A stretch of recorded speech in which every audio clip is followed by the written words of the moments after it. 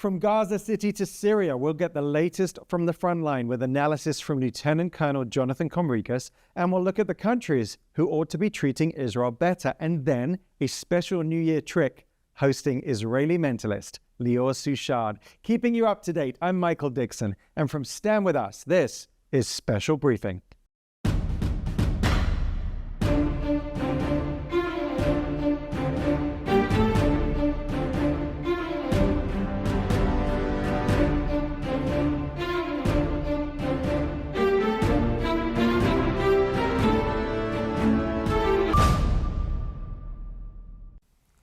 Shalom from Israel. We're coming to you from our Jerusalem studio.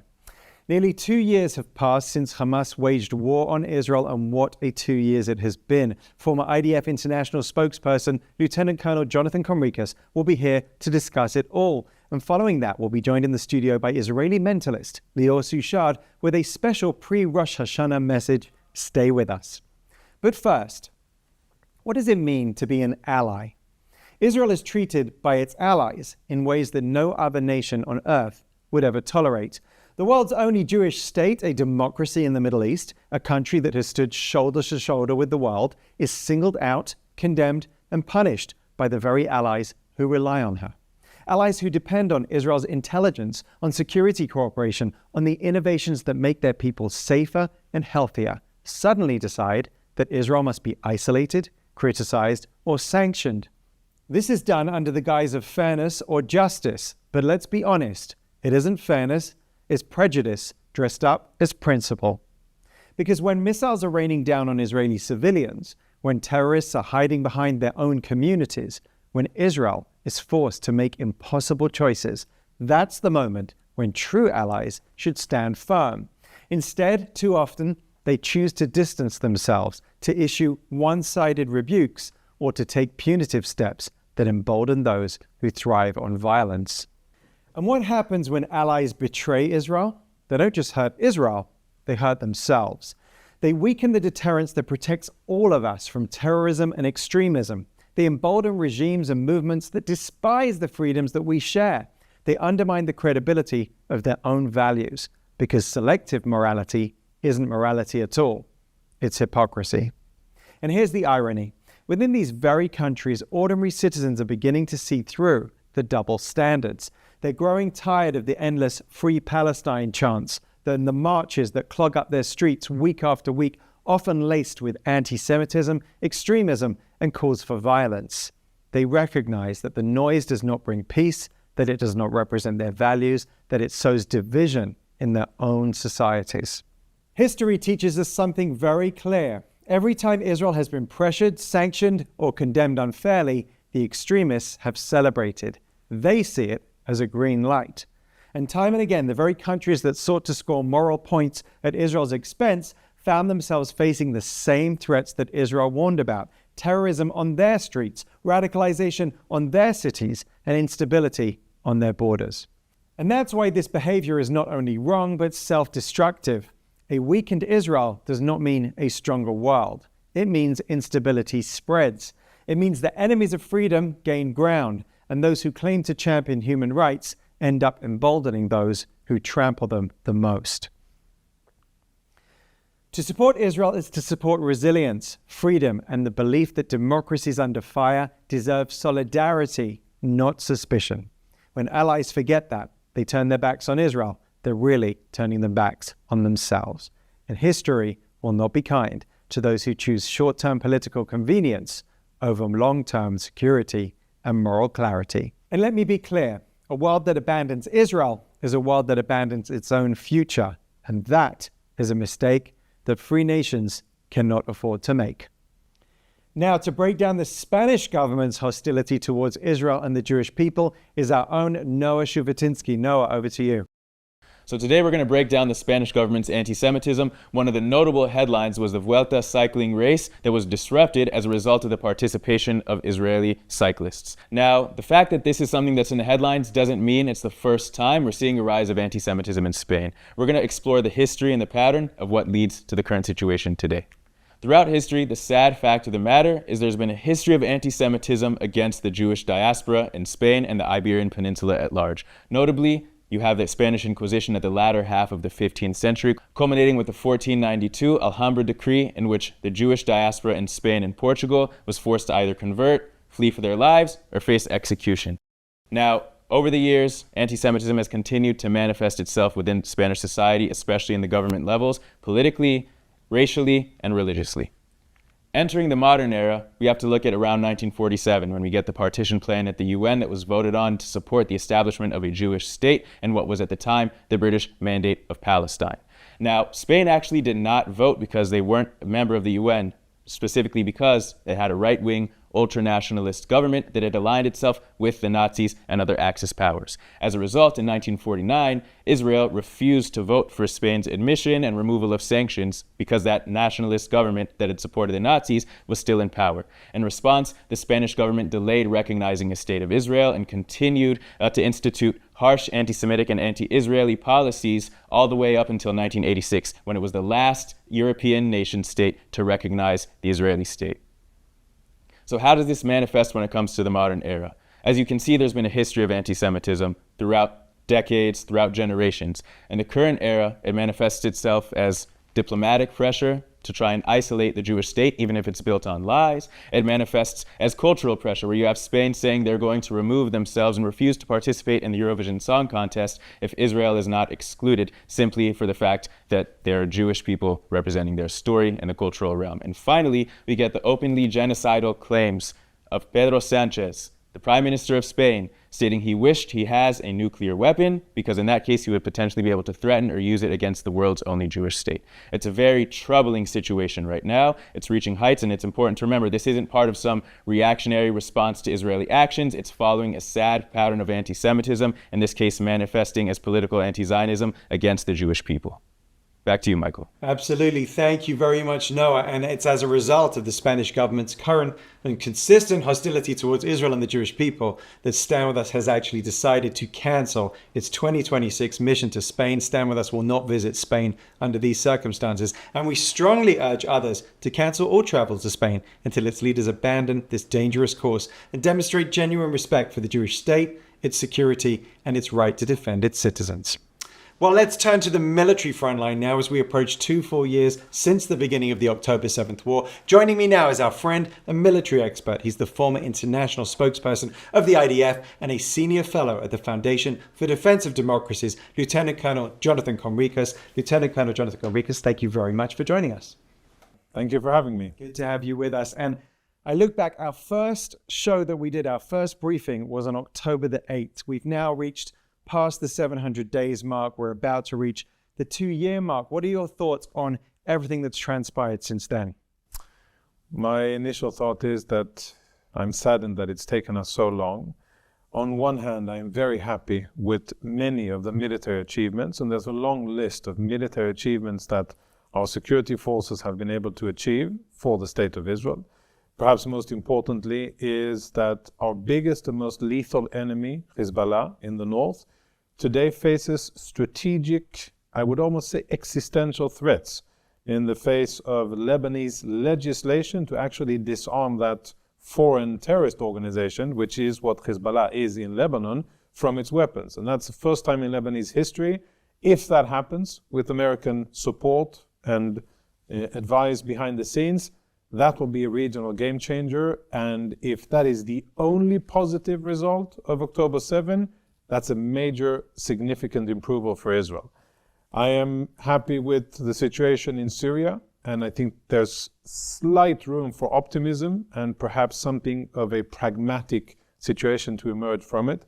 I'm very happy that for the first time, our nemesis and main enemy, the main disrupting country and state sponsor of terrorism in the world and the Middle East, which spent billions of dollars, 20 years on trying to encircle Israel in that ring of fire. Of course, I'm referring to the Islamic Republic of Iran. For the first time in their history, they've been right-sized, they feel vulnerable, they've been exposed, and they know that this isn't the end of the new chapter in the book called Israel and the Islamic Republic of Iran. So those are good things. I am very sad that we still have 48 Israeli hostages in enemy captivity. Not a day goes by that I don't think about them. I just finished reading Eli Sharabi's book, and I've heard many testimonies of hostages, and it defies belief that our people are held by an enemy not so far away, and that we still haven't found neither the military nor the diplomatic means to get them out. And we should do that, of course, with defeating that enemy, Hamas. But 2 years after, I think what Israel has done is defied a lot of conventional wisdom. A lot of experts and a lot of people who told Israel on the 7th and 8th and 9th and 15th, and then for the most of the two years that have followed, that you can't do this and you can't do that and you mustn't do this and we forbid you to do that, whether it was going into Gaza City first and then Khan Yunis and then Rafah and then Lebanon and Syria and Damascus and all of the other things that Israel has done, and we can add Doha to that list. We've been told what we cannot do and what we mustn't do, and we've been told that we wouldn't be able to last as a country, as a military, as an economy in 2 years of war. And Israel, through its tremendous security forces, through its youth, and despite mistakes made, I think, by leadership at elsewhere, but at the end of the day, decisions and execution has allowed Israel to basically defy most. And last, I would say, also very important, is that I think we have to recognize that had it not been for the election of President Trump, I think we would have been sitting in a different situation.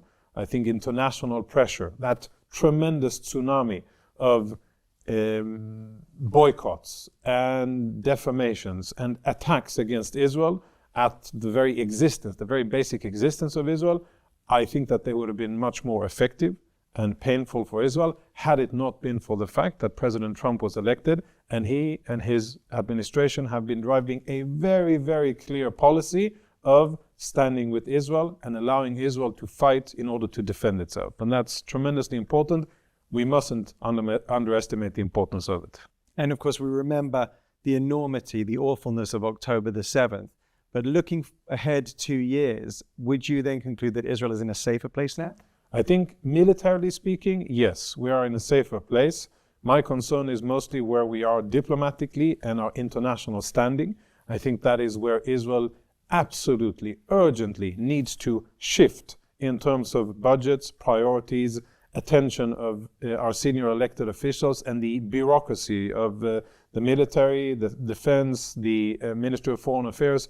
Everything needs to shift and to understand that this is the main battlefield.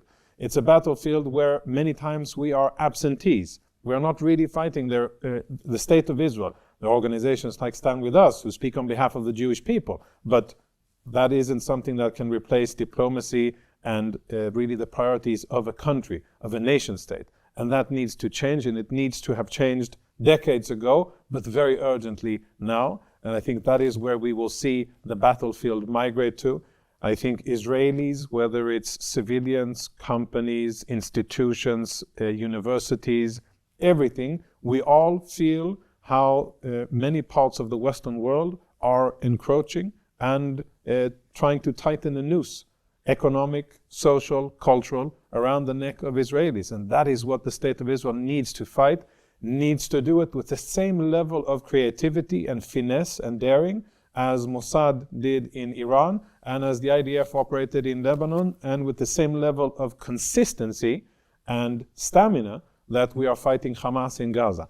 Keeping our eyes on the objective and understanding what needs to be done and then doing what needs to be done. And that means a totally different posture in terms of how much money we spend on our diplomacy, who is head of our public affairs and public diplomacy, and really thinking about it totally differently. That is perhaps the most important policy change that I believe needs to happen, because on a military level, we are in a far better situation now than we were 2 years ago. And again, I'll say perhaps a word of caution and humility.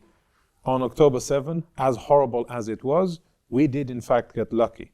Our biggest and most dangerous enemy, Hezbollah, for reasons that we will not know, that Hassan Nasrallah took with him to his grave, and when he went to hell, that went with him. We won't know why they decided not to join in Hamas's attack on October 7. I, having good insight into Hezbollah's plans, know that it would have been a very, very different situation. And that was prevented which we should be very thankful for. But militarily speaking, yes, better situation diplomatically, politically, and in terms of international standing needs to change, and not a moment too soon. Let's go to the front line.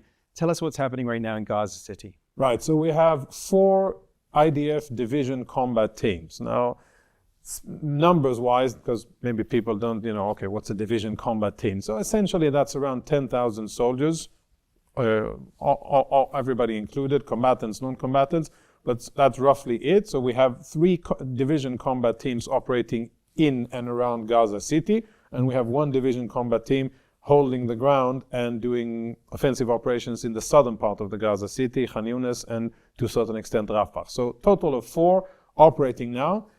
At this day, what Israel is doing is still applying pressure. I read everything happening on the ground still as applying military pressure in order for Hamas to say, okay, we get it, we give up, we're willing to hand over the hostages, all of them, 48 murdered and live ones, and we agreed to surrender, and we understand that we are not going to govern the Gaza Strip at the end of this war.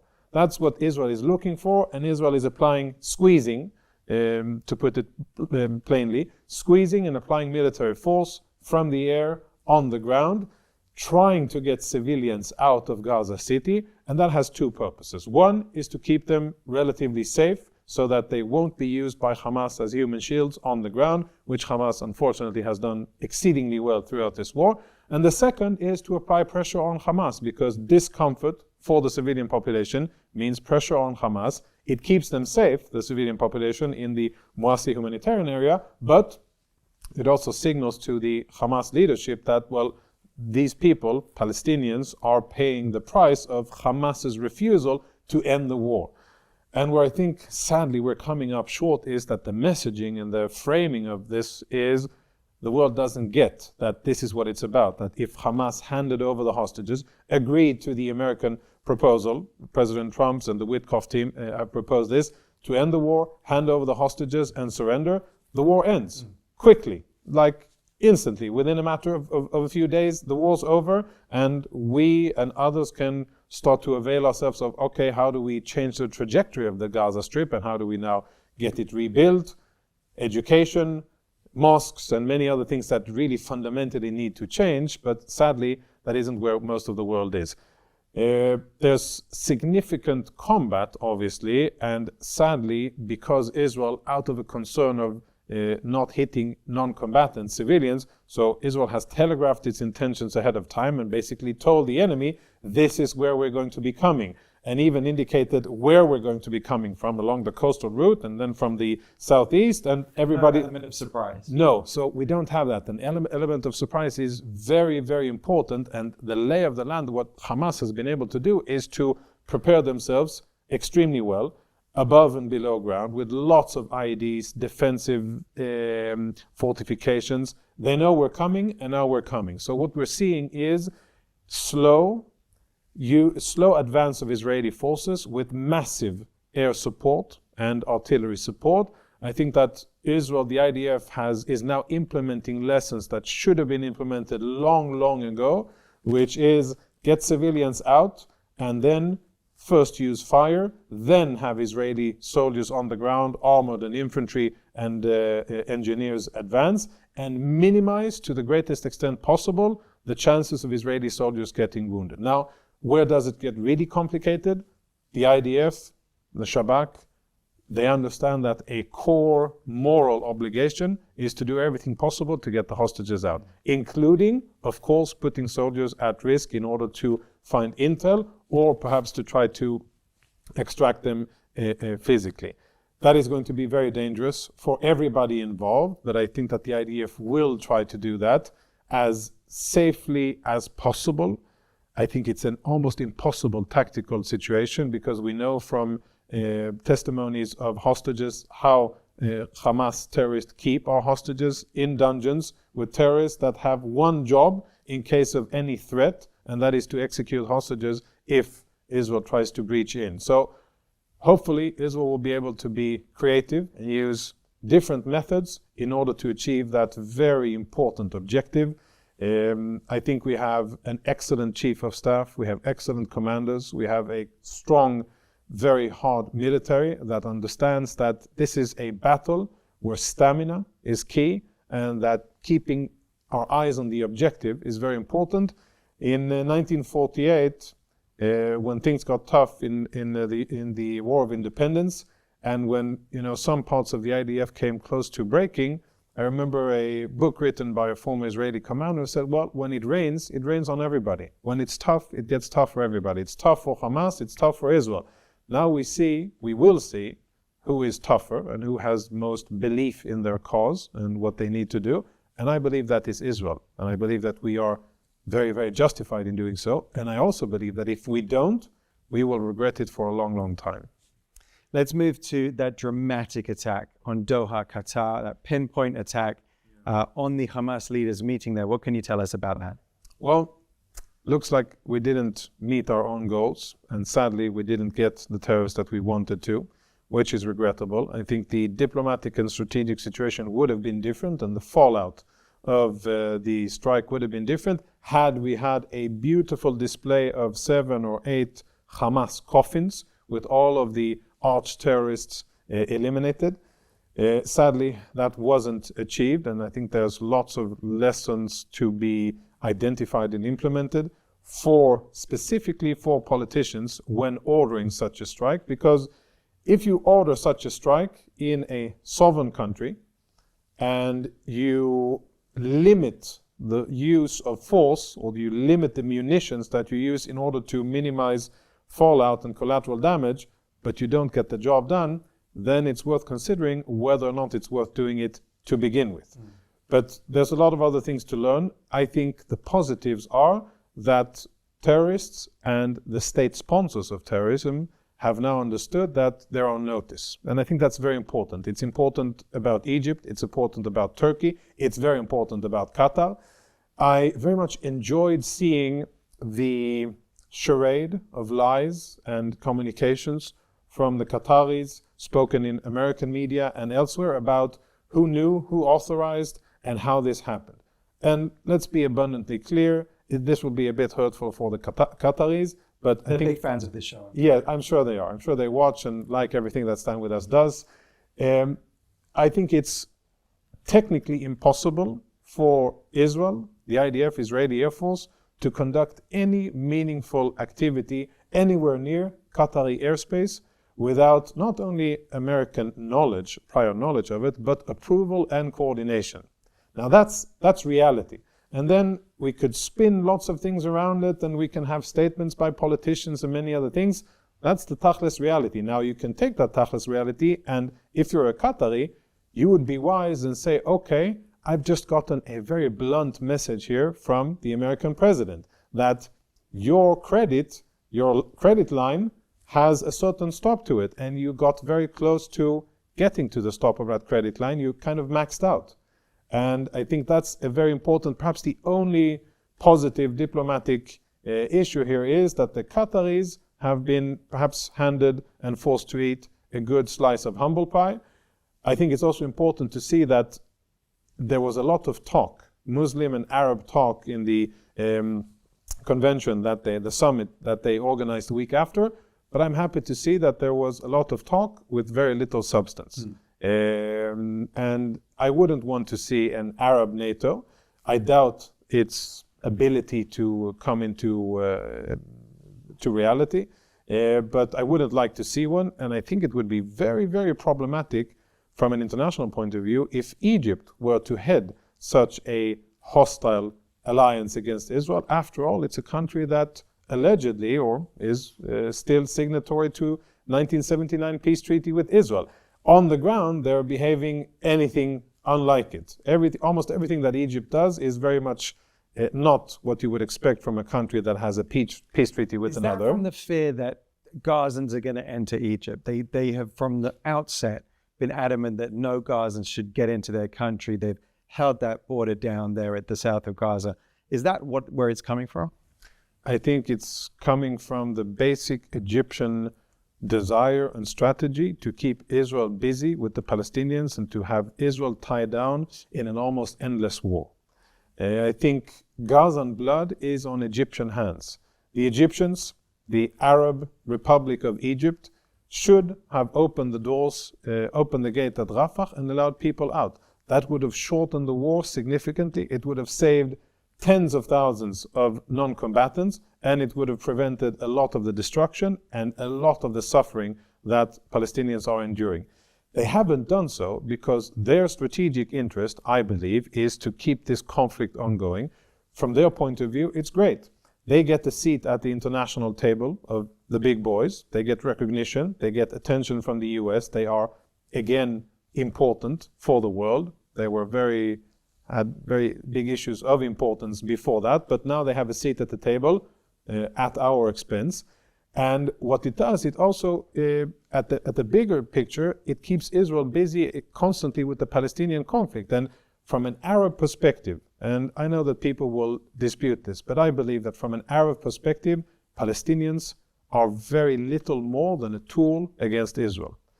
And I think the level of cynicism that Egyptian and Jordanians make decisions with regards to Palestinians is unprecedented, so tremendously cruel. Instead of really helping those poor people in Gaza, poor or not we can debate, but okay, they elected Hamas and then they've been supporting Hamas for the last 17, 18 years, so we can perhaps, they're not that poor and innocent, but we'll put that aside. But if you're an Egyptian and you really care about your Muslim brother, then help him. Helping isn't locking them in and preventing them to flee and leaving them at the mercy of Hamas and facing the consequences of Hamas's war against Israel. That is cynical beyond belief, and I think that the only reason they're doing it is because if Gazans would be able to get out, Israel would win the war swiftly, Hamas would be defeated. I don't think that there's any high risk of Palestinians destabilizing Egyptian society if they're in a properly maintained and serviced refugee center in Sinai, hundreds of kilometers from Cairo. That doesn't influence the delicate balance of demography in Egypt. It would only be a good thing because they would get money and support, and we would perhaps stabilize the situation. But at the end of the day, that isn't what Egypt wants. From their point of view, this is really the gift that keeps on giving. And it's a very sad and cynical situation. Humans suffering, civilians are suffering. And I regret that Egypt isn't forced to pay any diplomatic or military price for it. Let's turn to Syria for a moment. We saw Assad being taken down by al-Shara. Assad obviously had support from Iran. So what's happening here? Because we're being told to expect a potential peace agreement between Syria and Israel. Is this a matter of my enemy's enemy is my friend? So what's happening in Syria is that Syria has really changed trajectory as a result of the successful takeover sponsored by Turkey, which is not important, and we'll get to it in a second. But Syria has changed trajectory, and now it's basically up for, not for grabs, but for influence. And what the US is doing is saying, well, here's the carrot. We can give you, delete sanctions that have been in place against the Syrian regime for a long time, and that will be a tremendous positive influence for Syria. And we can bring you back to amongst the nations of the world. And what we, the Americans, can also do is stabilize the security situation with Israel. I think that from a Syrian perspective, what they're really looking at is mostly foreign investment and, again, being accommodated back into the world. And Israel is a sideshow to that bigger picture. Now, very importantly, with Syria, Syria had various hostile roles against Israel. The most important one was that they were a stepping stone and a launch pad for the Iranians against Israel. The Iranians used Syria as if they owned it, and they did some horrible atrocities there against different minorities, specifically against Sunnis. I'm sure they were part of murdering tens of thousands, if not more, of Sunni Syrians during the war. And what today is that Syria is no longer a conduit for the transfer of weapons to Hezbollah from Iran. And that's very, very important, because had that not been reality, I'm not sure that Hezbollah would have been weakened enough in Lebanon to agree to be disarmed, or we would have even seen this process begin. So it's all connected, very, very important. Second thing is that now, well, Syria is looking at perhaps changing its posture towards Israel.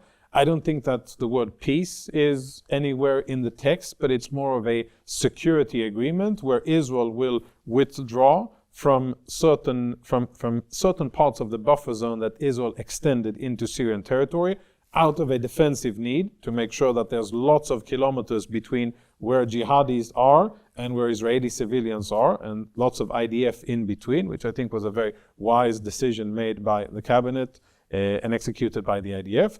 And we're looking to perhaps narrow that down and then to have a political agreement with the Syrian regime that creates a big no-go zone for anybody with weapons inside Syria so that Israel won't need to be forward deployed, and also provides humanitarian relief and improved conditions for minorities in Syria. Specifically what we care about are the Druze in Sweden and other places. I think those are the two components.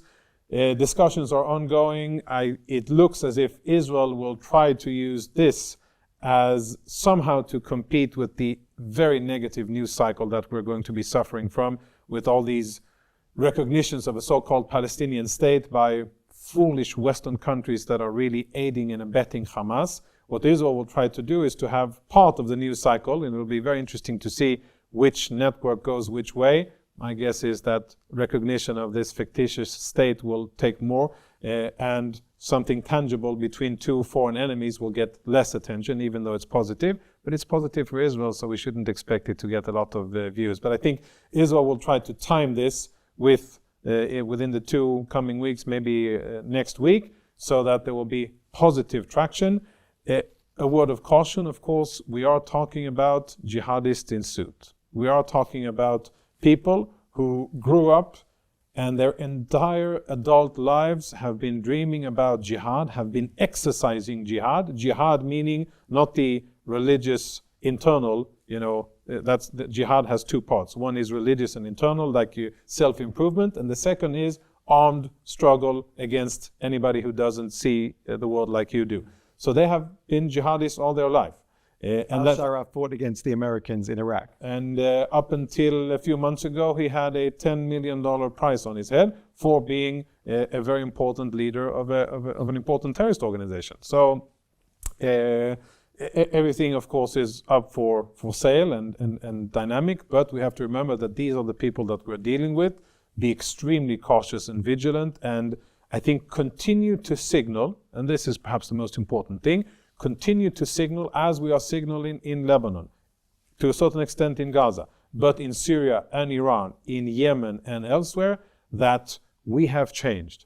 The Israeli mindset has changed, and we are no longer going to allow the co-location of hostile enemy intentions with hostile enemy capabilities anywhere near our borders that could challenge the security of Israeli civilians. That is not going to happen. So if you have hostile intentions and you're halfway around the globe without the capacity to hurt Israelis, then maybe we won't get to you, we won't spend the time. But if you get close and you have those 2, intentions and capabilities, you will be targeted by Israel, and you shouldn't be surprised. And that is what Hezbollah terrorists are seeing today in Lebanon, a continued effort by Israel to strike Hezbollah terrorists wherever they are, in the Bekaa Valley, in Beirut, in southern Lebanon. If you're busy doing things that are supposed to kill Israelis, we will target you. That's what's happening in Syria, that's what happened in Doha, and that is what Israel is busy planning to do also in Iran. You mentioned those Western recognitions of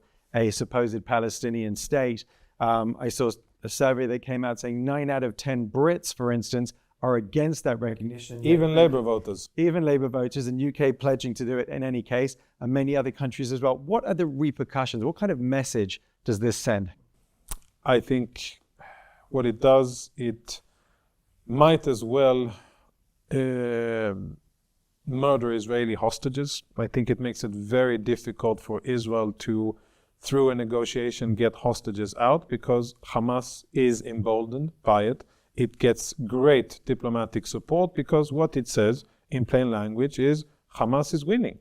This is a strategic victory for Hamas, not for the Palestinian Authority, not for the so-called Palestinian people. This is a Hamas victory because there's a straight, direct line that goes from October 7 to this foolish recognition of a so-called Palestinian state. And it is a a gold. It's the King's Road for Hamas. That is what it is. And if this war ends with an intact Hamas, what that will be is this will be the main campaign of Hamas in any future elections, whether it is in Judea and Samaria or in Gaza. And they will say, quite rightfully so, you, the Palestinian Authority, mucked around for many years and you didn't get us anywhere. We, the so-called resistance, we did jihad. We murdered Israelis in their homes. We scared the Israelis. We took them hostage. And at the end, the world provided us with the ultimate prize, and that is recognition of Palestinian statehood. Therefore, we, Hamas, are the legitimate leaders and the representatives of the Palestinian people.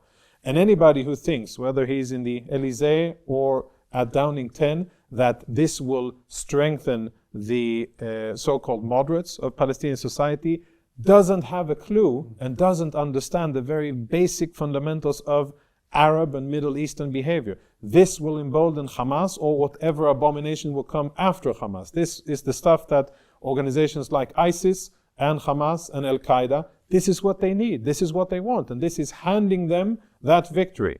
So it is extremely sad, and I fear that it will have real-world repercussions for Israel. I think that we may see drastic moves by Israel done in order to undermine it, drastic moves that may also be difficult and challenging for our security, but this will be kind of a spiteful response to this foolish recognition. And I see a lot of negative things coming out of it. What will prevent it eventually is battlefield victory by Israel. If Israel ends this war with a defeated Hamas, with hostages back in Israel, and with Gaza in such a state that it's clear for everybody that this is the result of when you take such horrible and atrocious action against Israel as Hamas did on October 7, maybe then Palestinians will understand that, well, no, jihad is not the way, that the way of Hamas is not the way, and that they should be looking to live in mutual respect alongside us. They should recognize that Israel is the ancient and modern homeland of the Jewish people, and they should come to terms with that reality. The moment they do, all the better for them, because then, finally, they could perhaps get on with building their own future, being prosperous for themselves, owning their own destiny, and actually taking charge of their own future. Currently, Palestinians, whether it's in Gaza, in Judea and Samaria, in Lebanon, in Syria, in Jordan, in Egypt, they are still being used as tools by other countries and entities who have a hostile agenda against Israel. If I were a Palestinian, my number one goal would be to abolish UNRWA and to make that as fast as possible, and to have Palestinians in charge of their own future and destiny. Stop dreaming about returning to Israel. Stop speaking about victimhood. Stop claiming that they're third or fourth or fifth generation refugees, which is, total nonsense when you think of it from a rational point of view, and say, okay, we've had a tough few decades. Let's brush it off and let's own our destiny and let's go forward. And the fact that they're not doing that, it's only to their own detriment, and I'm sad for them that they're being used and abused by so many other countries, including now by naive Western democracies who think and say, I don't know if they really think it, but let's say they say that they're trying to help the Palestinians. What they're doing is anything but. Yeah, crazy to see the UK, France, other countries like Spain, really who have suffered from terrorism, giving that message that terrorism pays. Yeah, formal colonialism. I mean, you could see that the arrogance is still there. You could see that's British and French and Spanish, and it's interesting that these three countries, former major global colonial powers that disrupted the world, that murdered, that exploited, that enslaved millions and millions of people, and now also have the lack of strategic wisdom and the audacity to dictate to us how we should defend ourselves and how we should live. There's some interesting historical choices to make here. Absolutely. I mentioned at the beginning of our interview that you've been giving us your insights since October the 8th. It's been a long 2 years. We certainly hope that the war will come to a satisfactory end and that the hostages will return. And you've been with us in uniform and out. Maybe I could just ask you just finally to give a message as we approach this Jewish New Year to followers of Stand With Us, Jewish and non-Jewish people of goodwill from all around the world advocating for Israel. Perhaps you can turn to this camera here and just give a message. So I would like to bless everyone watching. And I think, as I said, when it rains on everybody, on you and on the enemy. And it is a tough time, 2 years of fighting. I know that people watching this, I'm sure, have faced adversity, wherever it is, in the UK, Australia, Canada, the US, many other places. You watching this, you identifying as pro-Israeli, you caring about Israel, you standing up for Israel, I'm sure has forced you to face adverse situations, whether it's outright violence or the fear of violence or discrimination. My message is that we are going to win. And yes, it is difficult. Yes, there are challenges. And the more news you watch, the worse I think you think the situation is.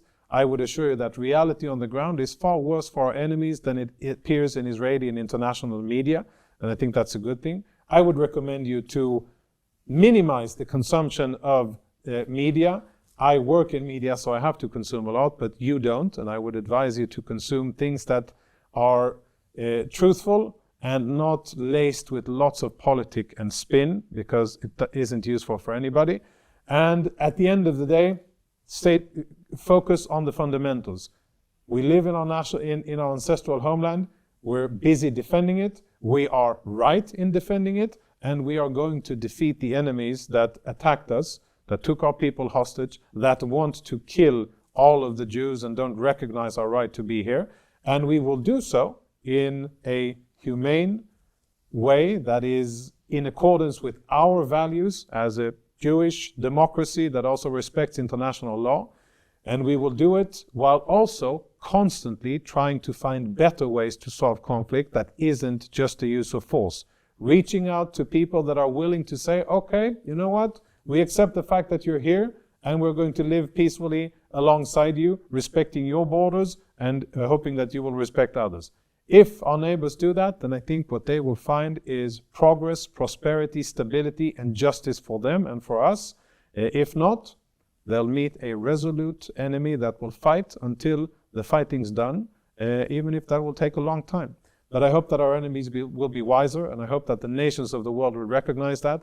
And I hope that the sacrifices made by our brave men and women in uniform will be for a good cause. And I'd like to reach out and say, Shana Tova, keep strong, be proud, keep on fighting, and good things will follow. An important message. May it be a happy, healthy, strong, and peaceful New Year for the State of Israel. Amen. Thank you so much. Shana Tova to you, Lieutenant Colonel Jonathan Conricus. Thank you, Michael. Thank you. And we'll be back after one quick message with a holiday greeting from Mentalist Lior Suchard. Join the Stand With Us Solidarity Mission to Israel, May 2026. Experience a life-changing journey with 5-star accommodations and dining, dynamic guides, and exclusive briefings with Israel's leaders and army officials. Discover Israel through unique tours and inspiring programs. Stand proudly with Israel and her citizens on this unforgettable solidarity mission. Well, as you see, it's coming up to Rosh Hashanah, the Jewish New Year, and we wanted to invite someone to put us all in a good mood. So joining me now is one of Israel's most sought-after entertainers, a performer who has amazed and mesmerized audiences on stages around the world, Israeli mentalist Lior Suchard. Welcome, Lior. Very good to be here. Great to be here. You're looking forward to the new year? I'm looking forward for the new year. I'm looking forward for every day. You know, it's like this. It's like a... Those are the vibes. Those are the vibes we need for the new year. So I said, you've amazed people all around the world. That's what I do. I wonder if we can get an exclusive. How'd you do it? I call my art the art of astonishment because, it's an art and I do it all over the world. And I thought of something because of Rosh Hashanah, because of the new holiday, because of everything we stand for. So it's all about stand with us. If I ask you, for example, now, to tell me something, first thing comes to your mind when I say Israel, something related to Israel. What would you say? An Israeli flag. Israeli flag. Okay, so one would say Israeli flag. One would say maybe Magen David. One would say menorah. One would say a city, Jerusalem, or something like that. So everybody can think of different stuff. So stand with us. I asked some people to come and join us. A wonderful team. Will you join me for a second? Sure, happily. And they have. You don't know what's about to happen, right? So the psychological... They look nervous. The psychological principle goes like this. When I ask you to think of something related to Israel, it's automatically, right? They start to think of things related to Israel. So we don't know each other. We actually never met. And I want to show you how you can influence people. So if I look at all of you, I want all of you to think of something related to Israel. Okay? But don't tell me what it is. You can change your mind, and you can change your mind, and you can change 2 minds, or you can change. So you have no idea what you're thinking of, and I have no idea. Nobody at home, people at home that are watching, maybe they can, start to think what will they think, what will they say. I hope it's not something that we said. It's not the Star of David. It's not Israeli flag. Okay, it's not something like that. Okay. So if I ask everyone to shout it at the same time, it's going to be like how do you call it? Like a cacophony, right? Mm-hmm. So your job is to try to hear that cacophony and see what they like. Split yourself into channels and see how many can you get. Okay. So you have something. You got something. You got something. You got something. And you didn't feel like influence on something. It's your choice, correct? So I want to say 1, 2, 3, and you're going to shout your thing about Israel. Okay? You ready? Ready. Hope this works. Let's see. And you don't know what she is thinking of. No. And you don't know what. Okay. Okay. On the count of 3. Okay. You're going to shout it out loud. 1, 2, 3. IDF. No way. No. What? No way. You see? How did you do that? So sometimes you all thought of the exact same thing. They all thought of the exact same thing, which is very, very strange that you all thought of the IDF. They're very patriotic. Very patriotic, but look at this. They actually thought of the exact same thing. The chances of that will be very, very slim. Very slim. It happens when I'm around. Happens. Slim things happens when I'm around. But why made you just popped into your mind, and that was me helping you thinking of the IDF was helping us and supporting us and saving us, and it's great that you thought of that. And you didn't discuss that with each other? No, they didn't know what anyone is thinking. And this is the. Noah's very shocked. He doesn't get shocked easily. He doesn't get shocked easily. Exactly. Incredible So thank you stuff. for your help. Thank you for your help. Amazing. Lior Suchard, incredible. Shana Tova, Happy New Year. Happy New Year. Amazing. Wow, this was interesting. Huh? I wonder what else you could make them do. I don't know. Let's not get to it then. A huge thanks to the master mentalist, Lior Suchard, for sharing this amazing Rosh Hashanah. What can I call it? Just experience. Experiment with all of us. Do you have a final message for our viewers as we approach the new year? First of all, you saw what happened here. You saw different people, different mentalities, men, women, different concepts. They're thinking the same thing. So I think this is something that I want to wish. I want us all to be united, think the exact same thing. The most important thing to bring the hostages back as fast as possible, so we can start to heal ourselves and we can start to think positivity for the future. A beautiful message, a positive new year to all of our viewers. Shana Tova. Thank you. Now, what are you doing in March 2026? I'd like to invite you to join our CEO, Roz Rothstein, me, and hundreds of others in Las Vegas for the Stand With Us conference. We'll experience a live concert by Idan Reichel. Together, we'll unite students, community leaders, educators, rabbis, and allies from all faiths and from around the world to combat anti-Semitism and stand proudly for Israel. You'll hear from amazing speakers like Montana Tucker and Patricia Heaton and Brett Stevens, and so many more, and I'll be there too. Tickets are available now, and your experience includes 6 delicious glut kosher gourmet meals. Come ready to connect, learn, and leave empowered with the tools and resources to make a real difference in your community. I promise you this, you'll leave inspired and energized. Go to standwithus.com/conference to learn more and reserve your place before it's sold out. We'll see you in Vegas. And of course, to do the work that we do, we rely entirely on donations from wonderfully supportive individuals like you. So if you'd like to be our partner today and give a donation for the new year, go to standwithus.com/donate. Thank you very much for keeping our work strong into this new year. That's our special briefing for today. May it be a happy and healthy year for you and your family, and a year of peace for our beloved Israel that sees every hostage home with their family and only better days ahead. Shana Tova. Thank you for watching, and thank you for standing with us. Am Yisrael Chai.